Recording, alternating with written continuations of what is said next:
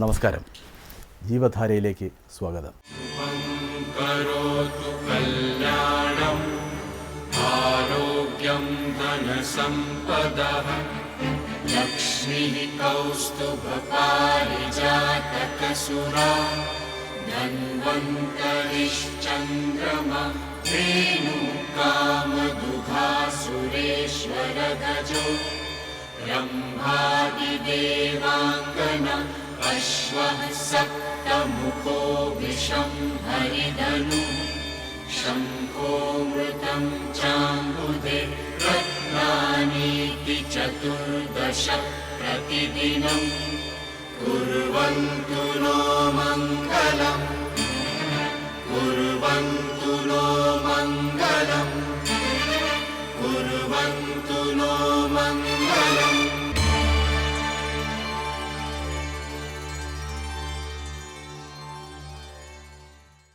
ഇന്ന് ഞാനിവിടെ സംസാരിക്കുന്നത് വാതരക്തം എന്ന രോഗത്തെക്കുറിച്ചാണ്. ഹൃദ്രോഗം, പക്ഷാഘാതം, ക്യാൻസർ തുടങ്ങി പല ഭീകരരോഗങ്ങളെക്കുറിച്ചും നമ്മൾ പലപ്പോഴും വ്യാകുലപ്പെടുമ്പോഴും നമ്മുടെ ഓർമ്മയിൽ പോലും പലപ്പോഴും എത്താത്ത അതിലും ഭീകരമായ രോഗമാണ് വാതരക്തമെന്ന് നാം അറിഞ്ഞിരിക്കണം. എന്താണ് വാതരക്തം? എങ്ങനെയാണ് ഇത് ഉണ്ടാകുന്നത്? എന്തൊക്കെയാണ് ഇതിൻ്റെ ചികിത്സാ വിധികൾ എന്ന് നമുക്ക് ചിന്തിക്കാം. കാലിൻ്റെയും കൈകളുടെയും വിരലുകളുടെ സന്ധികളിൽ ചൂടും ചുവപ്പും വേദനയോടും കൂടി നീരുകളുണ്ടായാണ് ഇത് തുടങ്ങുന്നത്. ക്രമേണ ഇത് മറ്റ് സന്ധികളിലേക്ക്, അതായത് കൈമുട്ട്, കാൽമുട്ട്, ചുമലുകൾ തുടങ്ങി എല്ലാ സന്ധികളിലേക്ക് ഇത് വ്യാപിക്കുകയും ഒടുവിൽ ചികിത്സ തുടരാതിരുന്നാൽ അല്ലെങ്കിൽ തുടങ്ങാതിരുന്നാൽ നമ്മുടെ ഹൃദയത്തെയും ശ്വാസകോശത്തെയും വൃക്കയെയും മറ്റ് അവയവങ്ങളായ തലച്ചോറിനെയും ഒക്കെ ബാധിച്ച് മരണത്തിലേക്ക് എത്തുകയും ചെയ്യുന്നു. അപ്പോൾ സ്വാഭാവികമായിട്ടും ആധുനിക വൈദ്യശാസ്ത്രത്തിന് പോലും ഇതിനെ ചികിത്സിക്കാൻ കഴിയാത്തൊരു സ്ഥിതി വന്നത് അതിൻ്റെ കാരണങ്ങൾ പോലും അവർക്ക് അറിയാൻ കഴിയാത്തതുകൊണ്ടാണ്. എന്നാൽ നൂറ്റാണ്ടുകൾക്ക് മുമ്പ് രൂപം കൊണ്ട ആയുർവേദം വാതരക്തത്തെക്കുറിച്ച് വ്യക്തമായി നിർവചിക്കുകയും അതിൻ്റെ ചികിത്സകൾ പറയുകയും ചെയ്തിട്ടുണ്ട്.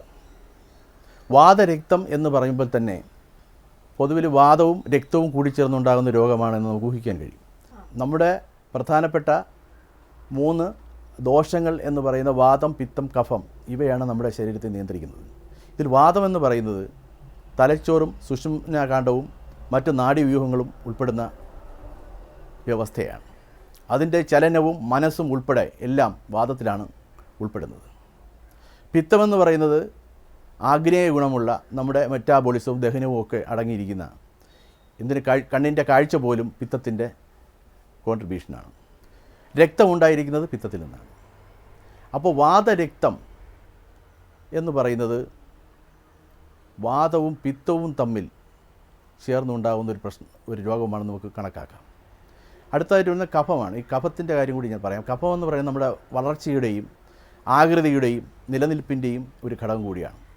അങ്ങനെ ഈ 3 ദോഷങ്ങളിൽ രക്തമെന്ന് പറയുമ്പോൾ പിത്തത്തിൽ നിന്നുണ്ടായ രക്തവും വാതവും തമ്മിൽ സമൂർച്ഛനം നടത്തി ഉണ്ടാകുന്ന ഒരു അവസ്ഥയാണ്. വാതത്തിൻ്റെ ശരിയായ ഗതിയിൽ രക്തം ഇടപെടുകയും അത് വാതത്തെ കുപിതനാക്കുകയും ചെയ്യുമ്പോൾ കാലുകളിൽ രക്തത്തെ വീണ്ടും അത് ദുഷിപ്പിക്കുകയും അങ്ങനെ വാതരക്തം ഉണ്ടാവുകയും ചെയ്യുന്നു എന്നാണ് ആയുർവേദം പറയുന്നത്. അപ്പോൾ കാലുകളിലെ വിരലുകളിൽ ആദ്യം തുടങ്ങി എലിവിഷം ശരീരത്തിലേക്ക് ബാധിക്കുന്നത് പോലെ, വ്യാപിക്കുന്നത് പോലെ ഇത് ശരീരമാസകലം മുന്നോട്ട് പ്രയാണം ചെയ്യുകയും ഓരോരോ ജോയിൻറ്റുകളെ, ഓരോരോ സന്ധികളെയും ഇത് ബാധിച്ച് ശരീരം മുഴുവൻ വാതരക്ത രോഗിയുടെ എല്ലാ ലക്ഷണങ്ങളോടും കൂടി എത്തിക്കുകയും ചെയ്യുന്നു. ഇതാണ് വളരെ സാമാന്യമായി നമുക്ക് വാതരക്തത്തെക്കുറിച്ച് പറയാവുന്നത്. ഇത് വാതരക്തത്തിന് കാരണമായ കാരണങ്ങൾ എന്തൊക്കെയാണ് എന്ന് നമ്മൾ പരിശോധിക്കാം. നമ്മുടെ ജീവിത രീതി തന്നെയാണ് ഒരു പ്രധാന കാരണം. അതും ആയുർവേദത്തിൽ പറഞ്ഞിട്ടുണ്ട്.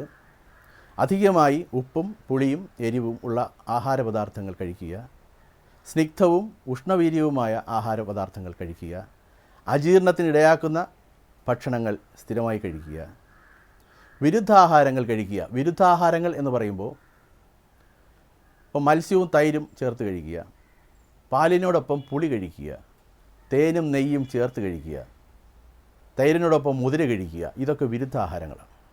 അതുപോലെ ജലത്തിൽ ജീവിക്കുന്ന ജീവികൾ, പ്രത്യേകിച്ച് കൊക്ക്, അരയന്നം തുടങ്ങിയ പക്ഷികളുടെ മാംസം കഴിക്കുക, ചില പ്രത്യേകതരം മദ്യങ്ങൾ കഴിക്കുക, ചുത്തപ്പുളി, ഉഴുന്ന്, അമരയ്ക്ക, കോളിഫ്ലവർ തുടങ്ങിയവ കഴിക്കുക, കക്ക ഇറച്ചി, ഞണ്ട്, ചൂര, ചാള തുടങ്ങിയ മത്സ്യങ്ങൾ കഴിക്കുക.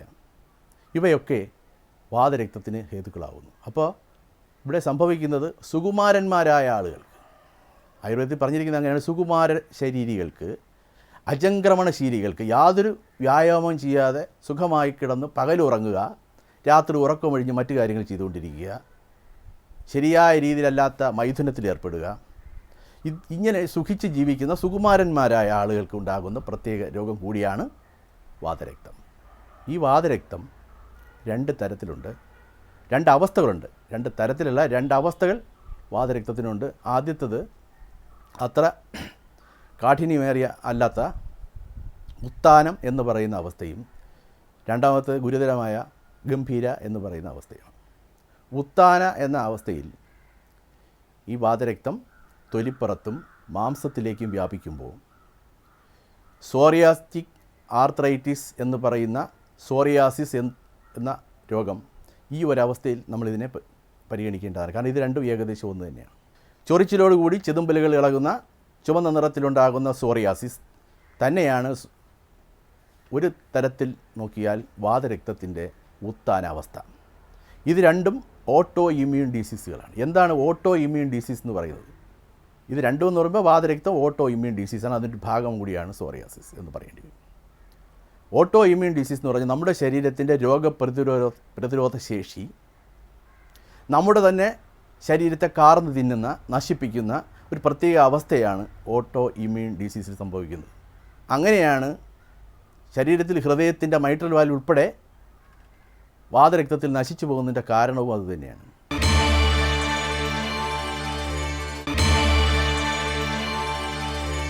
അപ്പോൾ ഉത്താനാവസ്ഥ എന്ന് പറയുന്നത് സോറിയാറ്റിക് ആർത്രൈറ്റിസ്. അത് കഴിഞ്ഞ് ഗംഭീര എന്ന അടുത്ത അവസ്ഥയിലേക്ക് കടക്കും. ഗംഭീര എന്ന അവസ്ഥയെന്ന് പറയുമ്പോൾ അത് മാംസത്തിൽ ചുവന്ന് പഴുത്ത് മാംസത്തിലൂടെ കടന്ന് അസ്ഥിയിലെത്തി, അസ്ഥികൾക്ക് സാന്ദ്രത ഇല്ലാതാക്കി, അതിനകത്ത് സുഷിരങ്ങളുണ്ടാക്കി, വായു അതിലൂടെ സഞ്ചരിച്ച് അസ്ഥികൾക്ക് വളവും ബലക്കുറവും ഉണ്ടാക്കി ആളിനെ മുടന്തനാക്കി മാറ്റുന്ന, ശരീരസന്ധികളെ വൈകൃതങ്ങളാക്കി മാറ്റുന്ന അതിദാരുണമായ അവസ്ഥയാണ് ഗംഭീര. ഈ 2 അവസ്ഥകളാണ് വാതരക്തത്തിലുള്ളത്. ഇതിന് പുറമേ ഇതിനോട് ചേർന്ന് പല രൂപത്തിലും ഭാവത്തിലും വാതരക്തം നമ്മുടെ ശരീരത്തിൽ പ്രത്യക്ഷപ്പെടുകയാണ്. ഒന്ന് SLE എന്ന് പറയുന്ന സിസ്റ്റമിക് ലൂപ്പസ് എറിത്തമാറ്റോസിസ്, 2 ഗൗട്ട് എന്ന് പറയുന്ന ഗൗട്ടി ആർത്രൈറ്റിസ്, പിന്നെ സ്റ്റിൽസ് ഡിസീസ് എന്ന പേരിൽ കുട്ടികൾക്കുണ്ടാകുന്നത്, പിന്നെ ഇതിൻ്റെ തന്നെ വകഭേദങ്ങളായ ഓസ്റ്റിയോ ആർത്രൈറ്റിസ്, ആങ്കിലോസിംഗ് സ്പോണ്ടിലൈറ്റിസ്, അങ്ങനെ നിരവധി. ഇവയെല്ലാം തന്നെ വാതരക്തത്തിൻ്റെ വകഭേദങ്ങളാണ്. അപ്പോൾ ഇതിലേക്ക് പോകുന്നതിന് മുമ്പ് കാരണങ്ങളും അതിൻ്റെ രൂപങ്ങളും പറഞ്ഞുകൊണ്ടിരിക്കുമ്പോൾ തന്നെ എൻ്റെ ചികിത്സയിലേക്ക് കൂടി നമ്മൾ ഒന്ന് എത്തി നോക്കാം. യഥാർത്ഥത്തിൽ ഇതിൻ്റെ പൂർവ്വരൂപം എന്ന് പറയുന്നത് ശരീരത്തിൽ തൊട്ടാൽ അറിയായിക, കറുത്ത നിറം ആ ഭാഗത്തുണ്ടാവുക, ഒരു മുറിവുണ്ടായാൽ അതിദുസ്സഹമായ വേദന ഉണ്ടാവുക, ശരീരമാസകലം ക്ഷീണം, ദാഹം, ചൊറിച്ചിൽ, തൊലിക്കടിയിൽ ലസിക ഗ്രന്ഥികൾ, ലിംഫ് നോഡുകൾ ഉണ്ടാവുക, അങ്ങനെ വിവിധ തരം ഭാവങ്ങളോടുകൂടി വാതരക്തം പ്രത്യക്ഷപ്പെടുന്നതാണ് ഇതിൻ്റെ ആദ്യ രൂപം. അപ്പോൾ പ്രധാനമായിട്ടും നമ്മൾ നേരത്തെ പറഞ്ഞതുപോലെ വാതവും രക്തവും കൂടിച്ചേർന്നുണ്ടാകുന്ന ഒരു യുദ്ധമാണ് വാതരക്തം. ഇവിടെ രക്തമാണ് പ്രശ്നമായി മാറുന്നത് എന്നുള്ളതുകൊണ്ട് തന്നെ രക്തത്തെ നമുക്ക് പുറത്ത് കളയേണ്ടി വരും. പക്ഷേ അത് ഏത് ഘട്ടത്തിലും പുറത്തു കളയാൻ കഴിയില്ല. ചിലപ്പോൾ അത് അതിതീവ്ര അവസ്ഥയിലേക്ക് പ്രവേശിക്കുന്നതിന് മുമ്പ് നമുക്ക് രോഗശമനത്തിന് ഉപയോഗപ്പെടുന്ന കടുക്ക, ചുക്ക് തുടങ്ങിയ ചിത്രകം തുടങ്ങിയ മരുന്നുകൾ, കൊടുവേലി തുടങ്ങിയ മരുന്നുകൾ പോലുള്ള കഷായങ്ങൾ ചേർത്തുകൊണ്ട് നമുക്ക് കഴിക്കേണ്ടി വരും. അതുപോലെ ചിറ്റമൃത് ചേരുന്ന ഗുളിച്ചാത് കഷായം, അതുപോലുള്ള മരുന്നുകൾ, ഷഡ്ധരണ ചൂർണം ഒക്കെ കഴിക്കേണ്ടി വരും. അപ്പോൾ ഇതിന് വരുന്നൊരു പ്രധാന ചികിത്സയെ നമ്മൾ പറയുന്നുണ്ട്, വാതശോണിതത്തിൽ രക്തം പുറത്തു കളയണം. അതിനുവേണ്ടി നമ്മൾ പ്രധാനമായിട്ടും ഉപയോഗിക്കുന്ന ഒരു ജീവിയാണ് കുളയട്ട എന്ന് പറയുന്ന ജലൂക. വാതശോണിതനോ രക്തം ഹരേത് സ്നിഗ്ധസ്യ ബഹുശോ ഹരേത് അല്പാൽപ്പം പാലയൻ വായും യഥാദോഷം യഥാബലം എന്നാണ്. വാതശോണിതന് സ്നിഗ്ധസ്യ ബഹുശോ ഹരേത് അല്പാൽപ്പം പാലയൻ വായും യഥാദോഷം യഥാബലം. അങ്ങനെ ശരീരത്തിൻ്റെ ബലവും ദോഷത്തിൻ്റെ കാഠിന്യവും ആധിക്യവും അതിൻ്റെ അവസ്ഥയും നോക്കിയിട്ട് വായുവിന് തടസ്സമുണ്ടാക്കുക, വായുവിനെ വീണ്ടും കുപിതനാക്കാത്ത രീതിയിൽ രക്തത്തെ അട്ട ഉപയോഗിച്ച് പുറത്ത് കളയുന്നതാണ് ഇതിൻ്റെ രീതി. ഇതിന് പുറമേ കൊത്തിക്കളയുന്ന രീതിയും പ്രച്ഛാന്നമെന്നും ഉള്ള മറ്റു ചില രീതികൾ നമ്മൾ അവലംബിക്കുന്നുണ്ട്. വാതരക്തത്തിലെ പ്രധാനപ്പെട്ട ചികിത്സാക്രമമാണ് രക്തമോക്ഷം. ആ രക്തമോക്ഷത്തിൽ നമ്മൾ പ്രധാനമായിട്ട് ഉപയോഗിക്കുന്നത് അട്ടകളെയാണ്. അട്ട കുളയട്ട, അതായത് ജലൂകയെ കൊണ്ട് ദൂഷിച്ച രക്തത്തെ പുറത്തേക്ക് കളഞ്ഞ് വാതരക്തത്തിന് കാരണമായി മാറിയ എക്സസായി വരുന്ന രക്തത്തെ പുറത്ത് മാറ്റി അതിനെ സമീകരിച്ച് രോഗത്തെ ഇല്ലാതാക്കുക എന്നുള്ളതാണ് അതിൻ്റെ ചികിത്സാ തത്വം. അതാണിപ്പോൾ ഇവിടെ നടന്നുകൊണ്ടിരിക്കുന്നത്. നമുക്കിപ്പോൾ കാണാം. ഇതൊരു മഹത്തായ ചികിത്സാ രീതിയാണ്. കാരണം ഇതിൻ്റെ രീതി നമുക്ക് പല രീതിയിൽ ഇതിനെ ഉപയോഗപ്പെടുത്താൻ പറ്റും. അത് വീനസ് ബ്ലഡ് മാത്രമേ, ഈ ബ്ലഡ് അതായത് ദുഷിച്ച രക്തം മാത്രമേ ഈ കുളയട്ട അതായത് ജലൂക വലിച്ചെടുക്കൂ എന്നുള്ളതാണ് അതിൻ്റെ ഒരു പ്രത്യേകത.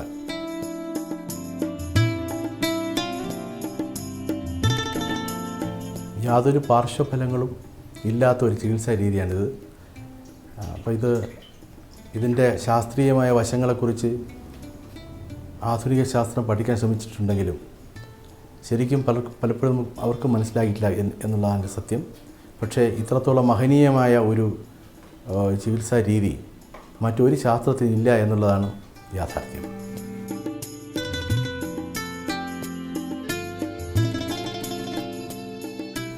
ചൂടും ചുവപ്പും നീരുമുള്ള ഈ വാതരക്തരോഗ ലക്ഷണങ്ങളിൽ ഇതല്ലാതെ നമുക്ക് അത് പ്രത്യേകിച്ചും നമ്മൾ മറ്റ് ചികിത്സാ രീതികളിലേക്ക് പോകുമ്പോൾ, അതായത് പഞ്ചകർമ്മ ചികിത്സാ രീതികളായ മറ്റ് വിരേചനം, വസ്തി, വമനം, നസ്യ എന്നിവയിലേക്ക് പോകുമ്പോൾ നമുക്ക് അതിൻ്റെ അവസ്ഥ അനുസരിച്ച് നോക്കുമ്പോൾ വാതരക്തത്തിന് ഇത്രത്തോളം ശ്രേഷ്ഠമായിട്ട് മറ്റൊന്നിനും തന്നെ എത്താൻ കഴിയില്ല. പക്ഷേ ഇത് കഴിഞ്ഞാൽ പിന്നെ നമുക്ക് വസ്തിയും വിരേചനവും ഒക്കെ ഇതിൻ്റെ അടുത്ത ഒരു സ്റ്റേജിൽ വേണ്ടി ഉപയോഗിക്കാൻ കഴിയുമെന്നുള്ളതാണ് യാഥാർത്ഥ്യം.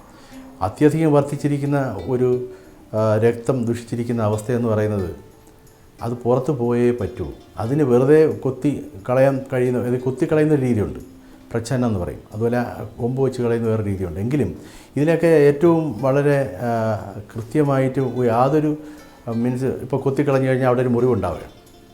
അപ്പോൾ ഇതിൽ അങ്ങനെ ഒരു പ്രശ്നമില്ല. ഇത് ഈ കുളയട്ട അതിൻ്റെ നൈസർഗികമായ സ്വഭാവത്തിലൂടെ തന്നെ അത് വലിച്ചെടുക്കുന്ന ഈ രക്തം അത് അവിടെ വെച്ച് തന്നെ അതിന് ഒരു ഫിനിഷിംഗ് ലെവലിലേക്ക് എത്തുകയും ആ രക്തം ഒഴിവായി നമുക്ക് രോഗിക്ക് ആശ്വാസം കിട്ടുകയാണ് ചെയ്യുന്നത്. ഇത് വലിച്ചെടുക്കുന്ന ഈ രക്തം കുറച്ച് കഴിയുമ്പോൾ അത് തന്നെ ഛർദ്ദിച്ച് പുറത്തേക്ക് കളയും. അത് കഴിഞ്ഞ് നമുക്കിതിനെ വീണ്ടും വിശ്രമിപ്പിച്ചതിന് ശേഷം 1-2 ദിവസം കഴിഞ്ഞ് വീണ്ടും ഇതുപോലെ ഉപയോഗിക്കാൻ കഴിയും.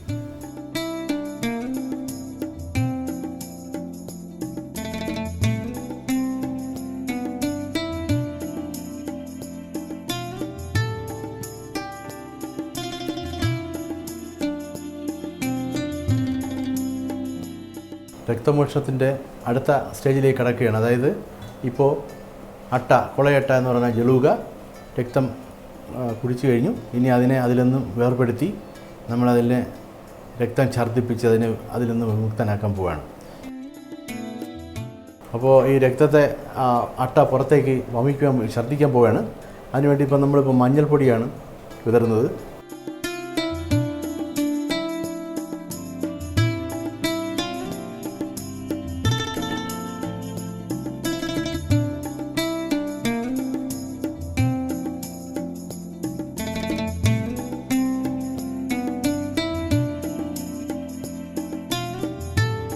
അപ്പോൾ നമ്മുടെ ജലൂക ആവചരണം ഇവിടെ പൂർത്തിയാവുകയാണ്. ഇതിന് ശേഷം ഈ അട്ടകളെ ശുദ്ധജലത്തിൽ വീണ്ടും സൂക്ഷിക്കുന്നു. അങ്ങനെ 1-2 ദിവസം കഴിയുമ്പോഴത്തേക്ക് അവർ വീണ്ടും ആ ക്ഷീണമൊക്കെ മാറി വീണ്ടും അടുത്ത ഒരു പ്രൊസീജിയറിനായിട്ട് സന്നദ്ധരാകും. അതാണ് ഇതിൻ്റെ ഈ അട്ടകളുടെ രീതി, ഈ പ്രൊസീജിയറിൻ്റെ പ്രത്യേകത.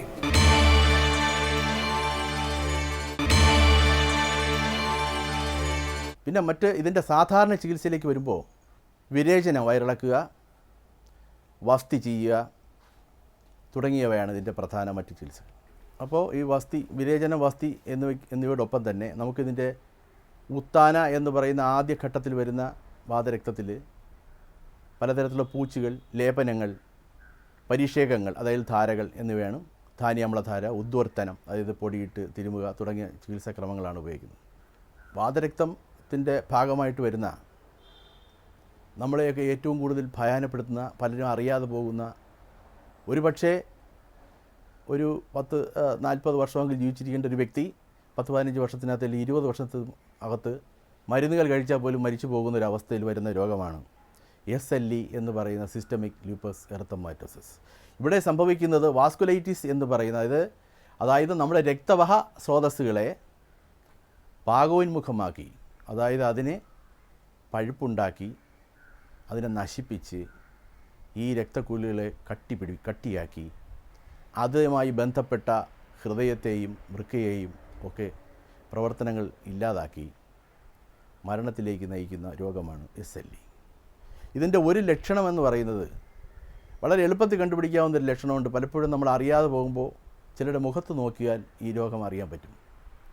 കാരണം അവരുടെ ഇരു കവിളുകളിലും ഒരു പൂമ്പാറ്റയുടെ ചുവന്ന നിറത്തിൽ കവിളുകളിൽ 2 ഭാഗത്തായിട്ട് അടയാളങ്ങൾ പ്രത്യക്ഷപ്പെടുന്നു.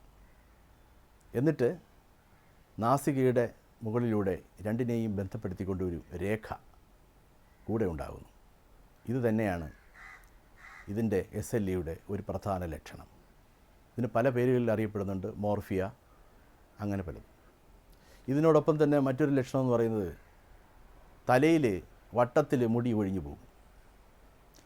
നമ്മളതിനെ ഇന്ദ്രലുപ്തം എന്ന് പറയുന്ന രോഗത്തിലാണ് ഉൾപ്പെടുത്തിയിരിക്കുന്നതെങ്കിലും അതിനെ സാമ്യപ്പെടുത്തിക്കൊണ്ട്, എന്നാൽ അതല്ലാതെ വട്ടത്തിൽ മുടി ഫംഗൽ ഇൻഫെക്ഷൻ നമ്മൾ തെറ്റിദ്ധരിക്കും. പക്ഷേ അല്ല, അത് SLEയോടൊപ്പം സംഭവിക്കുന്ന ഒരു ലക്ഷണമാണ്. ഇവിടെയും നമ്മൾ ചികിത്സകൾ വാതരക്തത്തിൻ്റെ ചികിത്സകൾ തന്നെയാണ് തുടരുന്നത്. ഇനി നമുക്കൊക്കെ കൂടുതൽ അറിയാവുന്ന ഒരു രോഗമുണ്ട്, ഗൗട്ടിക് ആർത്രൈറ്റിസ്. കൂടുതൽ അറിയാമെന്ന് പറഞ്ഞാൽ ഇപ്പോൾ സാധാരണ രീതിയിൽ ആളുകൾ മിക്കവാറും രക്തം പരിശോധിക്കുമ്പോൾ ഡോക്ടർ ആവശ്യപ്പെടുകയോ അല്ലെങ്കിൽ തനിയെ ആവശ്യപ്പെടുകയോ ചെയ്യുന്ന ഒരു കാര്യമുണ്ട്, യൂറിക് ആസിഡ് എത്രയുണ്ടെന്ന് അറിയണം. ഈ യൂറിക് ആസിഡാണ് ഗൗട്ടിൻ്റെ യഥാർത്ഥ കാരണം. എങ്ങനെയാണ് യൂറിക് ആസിഡ് കൂടുതലായിട്ട് നമ്മുടെ ശരീരത്തിൽ ഉണ്ടാകുന്നത് എന്ന് നോക്കാം. ഒരു ടിഷ്യൂ, ഒരു കോശം നമ്മുടെ ശരീരത്തിൽ നശിക്കുമ്പോൾ അതിനുള്ളിൽ നിന്നും പുറത്തു വരുന്ന പ്യൂരിൻ എന്ന് പറയുന്ന ഘടകത്തിൽ നിന്നാണ് യൂറിക് ആസിഡ് രക്തത്തിൽ പ്രത്യക്ഷപ്പെടുന്നത്. ഇതിനു പുറമെ നമ്മൾ വളരെ താല്പര്യത്തോട് കഴിക്കുന്ന കക്ക ഇറച്ചി, ഞണ്ട്, ചൂര, ചാള തുടങ്ങിയ ഭക്ഷണ പദാർത്ഥങ്ങളിലെല്ലാം തന്നെ യൂറിക് ആസിഡ് ധാരാളമായി അടങ്ങിയിട്ടുണ്ട്. ഈ ആഹാരങ്ങളിലൂടെയും ചില പ്രത്യേകതരം ബിയർ, മദ്യം തുടങ്ങിയവരുടെയും ഇവ ശരീരത്തിലെത്തുകയാണ്, കൂടുകയാണ്. അപ്പോൾ കഴിക്കുന്ന ആ ഭക്ഷണ പദാർത്ഥങ്ങളിൽ നിന്നും പ്രോട്ടീനിൽ നിന്നും കിട്ടുന്ന ആ പ്രോട്ടീൻ വിഘടിച്ച് അതിൽ കൂടിയും പ്യൂരിൻ പുറത്തു വരുന്നു. ആ പ്യൂരിൻ്റെ അതിൻ്റെ ഒരു ഉപോൽപ്പന്നമാണ് ഈ പറയുന്ന യൂറിക് ആസിഡ്. അങ്ങനെ 2 തരത്തിൽ യൂറിക് ആസിഡ് നമ്മുടെ ശരീരത്തിലേക്ക് വരുന്നു. ഈ യൂറിക് ആസിഡ് രക്തത്തിലൂടെ തൊട്ടടുത്ത സന്ധികളിലേക്ക് എത്തുകയും അവിടെ അടിഞ്ഞുകൂടി ചുവപ്പും ചൂടും കൂടെയുള്ള വീക്കങ്ങളായി മാറും. പ്രത്യേകിച്ചും കാൽവിരലിൻ്റെ ബാക്കിലെ മൂലത്തിൽ നിന്നും കുത്തുന്ന രീതിയിലുള്ള വേദന അനുഭവപ്പെട്ട് തുടങ്ങിയാൽ മനസ്സിലാക്കുക യൂറിക് ആസിഡ് കൂടുന്നുണ്ട്. അങ്ങനെ ഈ പറയുന്ന യൂറിക് ആസിഡിൻ്റെ ചികിത്സ വാതരക്തത്തിൻ്റെ ചികിത്സ തന്നെയായിരിക്കണം. ഒപ്പം നമ്മൾ കഴിക്കുന്ന ആഹാരത്തിൽ കുറേ അധികം മാറ്റങ്ങൾ വരുത്തണം. ഇപ്പോൾ കൈതച്ചക്ക, വാഴപ്പഴം, തക്കാളി, കാബേജ്, നാരങ്ങ, ഇഞ്ചി, കുരുമുളക്, ഇത്തരം പദാർത്ഥങ്ങൾ നമ്മുടെ ആഹാരത്തിൽ ധാരാളമായിട്ട് ഉൾപ്പെടുത്തുക. അടുത്തത് സ്റ്റിൽസ് ഡിസീസ് എന്ന് പറയുന്ന രോഗമാണ്. സ്റ്റിൽസ് ഡിസീസ് എന്ന് പറയുന്നത് സാധാരണ കുട്ടികൾക്കുണ്ടാവുന്ന വാതരക്തമാണ്. അത് ജനിതകമായിട്ട്, അതായത് ജനറ്റിക്കലായിട്ട് സംഭവിക്കുന്ന ഒരവസ്ഥ വിശേഷമാണ്. അതിന് യഥാർത്ഥത്തിൽ ചികിത്സ വളരെ ബുദ്ധിമുട്ടുണ്ടാക്കുന്ന ഒരു ഘട്ടം നമുക്ക് ഫേസ് ചെയ്യേണ്ടി വരും. വാതരക്തം തന്നെ, ഇതിൽ തന്നെ ഓസ്റ്റിയോ ആർത്രൈറ്റിസ് എന്ന് പറഞ്ഞ മറ്റൊരു വിഭാഗമുണ്ട്. അതായത് ജീർണ വാതരക്തം. നമ്മുടെ അസ്ഥിസന്ധികൾ, പ്രത്യേകിച്ചും ഇടുപ്പ്, അരക്കെട്ട്, അതുപോലെ കാൽമുട്ട് തുടങ്ങിയ ഭാഗങ്ങളിലാണ് ഇത് ഓസ്റ്റിയോ ആർത്രൈറ്റിസ് കൂടുതലായിട്ട് ഉണ്ടാകുന്നത്. അതുപോലെ നട്ടെല്ലിൽ, അതുപോലെ ജീർണ വാതരക്തം എന്ന് പറയുന്ന രീതിയിലുണ്ടാകുന്ന ഒരു സന്ധിഗത വാത പ്രശ്നമാണ് ആങ്കിലോസിങ് സ്പോണ്ടിലൈറ്റിസ് എന്ന് പറഞ്ഞിട്ട് ചില സന്ധികൾ ഉറച്ചു പോകുന്നൊരവസ്ഥയുണ്ടാകും. അങ്ങനെ ഈ സന്ധികളുമായി ബന്ധപ്പെട്ട് നിരവധി രൂപത്തിലും ഭാവത്തിലും വാതരക്തം നമ്മെ ആക്രമിക്കുന്നുണ്ട്. വാതരക്തം സാധ്യവും യാപ്യവും അസാധ്യമെന്ന് 3 തരത്തിൽ പറയുന്നുണ്ട്. അതായത് സാധ്യം എന്ന് പറഞ്ഞാൽ ഏകദോഷം, ഒറ്റ ദോഷം കൊണ്ടുണ്ടാകുന്ന സാധ്യമാണ്. ഒരു ദോഷം കൊണ്ട് മാത്രം ഉണ്ടാകുന്നത് സാധ്യവും, 2 ദോഷം കൊണ്ടുണ്ടാകുന്നത് യാപ്യവും, 3 ദോഷവും കൂടെ ചേർന്ന് ഉണ്ടാകുമ്പോൾ അതിനെ അസാധ്യമെന്ന് പറയുന്നു. വാതരക്തം തിരിച്ചറിയുന്നതിനുള്ള നിരവധി ടെസ്റ്റുകൾ ഇന്ന് നിലവിലുണ്ട്. ഒന്ന് RA ഫാക്ടർ ആണ്, രണ്ടാമത്തത് ESR, മൂന്നാമത്തത് C റിയാക്റ്റിൻ പ്രോട്ടീൻ CRP, നാലാമത്തത് MRI തുടങ്ങിയ സ്കാനിങ് ടെസ്റ്റുകൾ. അങ്ങനെ ഈ ടെസ്റ്റുകളിലൂടെ നമുക്ക് ഇവയെ തിരിച്ചറിയാൻ കഴിയും. വാതരക്തത്തിനെ നമുക്ക് യഥാർത്ഥത്തിൽ മരുന്നുകൾക്ക് ഉപരി ആഹാരത്തിലൂടെയും ജീവിത രീതിയിലൂടെയും നമുക്ക് നിയന്ത്രിക്കാൻ കഴിയും.